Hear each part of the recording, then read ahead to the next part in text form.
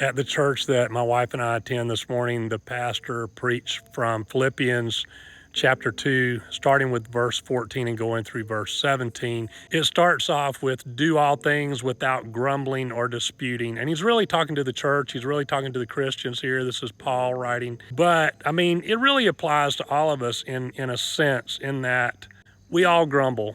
We all complain way too much. And look, I'm guilty of it too. The older I get, the more seasoned I get, the less I tend to complain and grumble about things. I'm just happy to be alive, to have another day to live, and to experience all the things I can experience, to have all the blessings of God in my life. But I came to my timeline on TikTok this afternoon, and I saw a lot of grumbling and complaining, like, well, this doesn't work and that doesn't work, and they're just going to have to go whenever they're ready.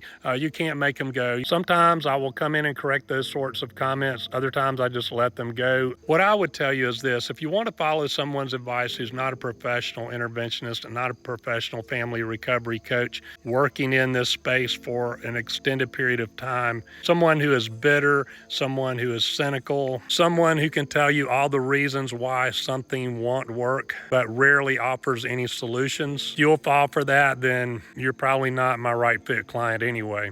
But honestly, I think most of the people following me, most of the people consuming my content are not that type of person. I see what kind of person the majority of you are.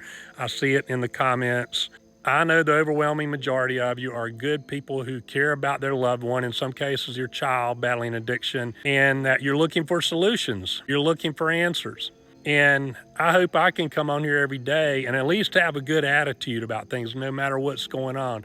That's one of my goals. That's just one of my goals in life. You know, I wake up every morning, and regardless of what's happening, I start off every day with plans. And part of the plans are to prepare myself to be successful that day. And part of that success is just having a good attitude, having an attitude of not quitting, of not giving up, no matter what comes at me. If you're the parent of a child battling drug or alcohol addiction, you especially need to work at having a good attitude. Otherwise, you're not going to be able to handle this roller coaster ride.